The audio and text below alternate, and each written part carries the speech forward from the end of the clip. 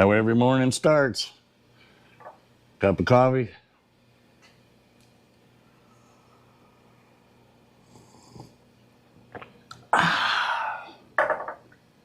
And away we go. Hope you enjoy the video. Well, good morning.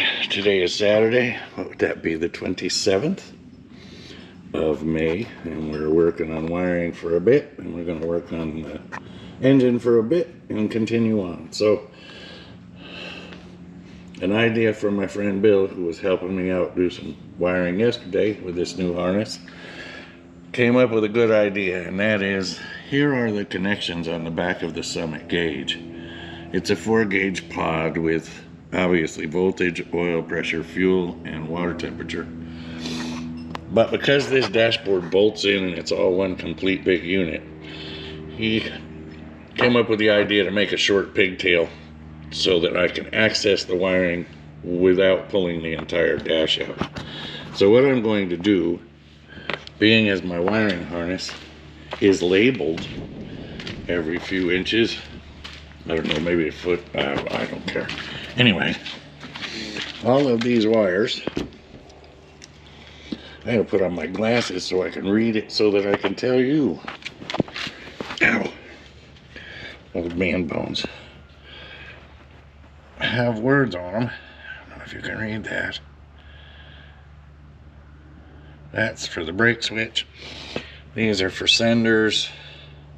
So, if I just take a piece of these long enough with the...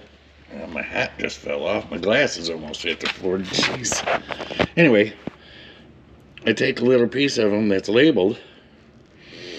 Then I can go ahead and make that up. Cut these off. Put these on the back of the gauges. And then I'm all set to just do a male and female spade connector so that everything is accessible without tearing the dash apart. So that's my first project for the morning. We're gonna get the back of this dash wired up, and we'll probably get it in the hole because I really want to. I did go ahead and I kind of snuck in my shift light, so it is painted the same color as everything.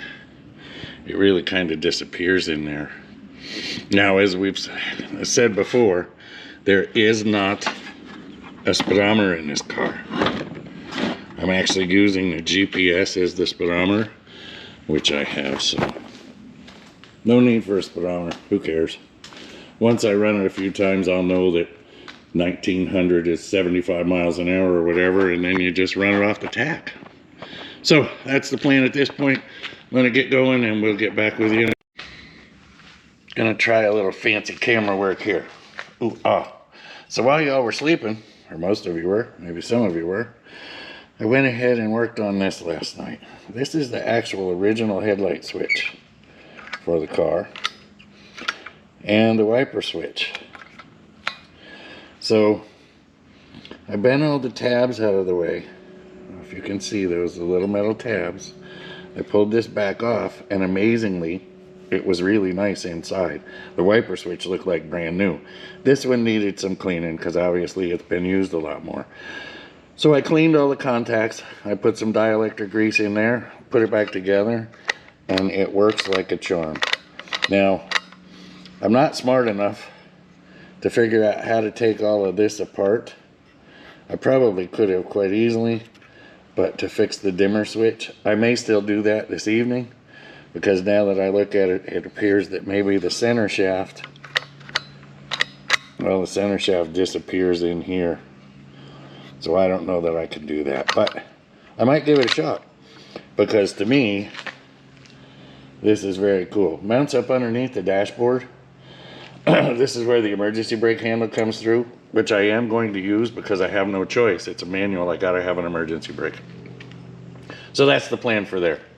So just one more thing that I've accomplished. We'll get to doing some stuff here. Now, if you're gonna solder and shrink, these connectors A lot of them you can get, or you can get the ones that are,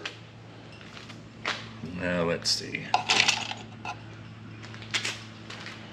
like this style, which I'm sure you've seen before.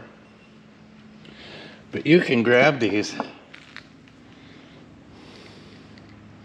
with a little pair of needle nose, give them a twist a little bit. Now, if you got the strength. Yeah, my pliers aren't grabbing it real well. Let's see if we can do it with this. I know, wrong tool for the job.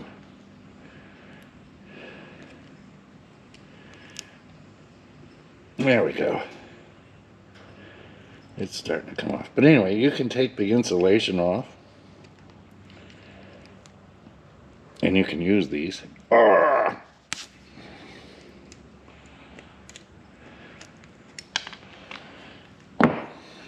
Well, that took a little more than expected. Some of them are tougher than others.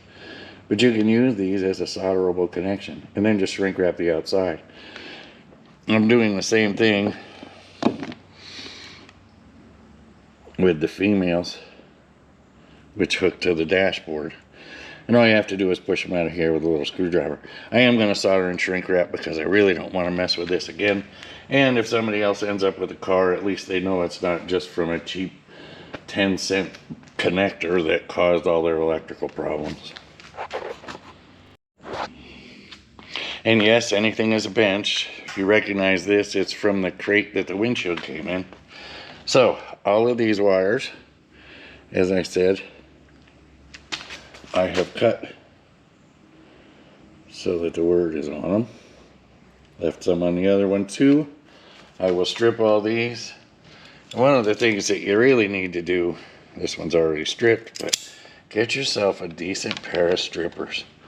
These wires come with just a little nubby on the end of them. But there's a lot of garbage strippers out there, and even some really good ones. Like these are just a pain, and you can see these have been in the back of the truck and everywhere. But if you step to the plate and get a set like these, you just put it in there and give it a squeeze and you're done. Makes it much easier, takes no time at all. And set your desired length, just zip them all right in there, and in a matter of seconds you're done. So I'll get all those apart. I'll go ahead and get them all soldered up. We'll shrink them, we'll plug them on the back, and then we'll move forward. I also have to deal with this, which is kind of a mess. Let's see, I'll get you really up close.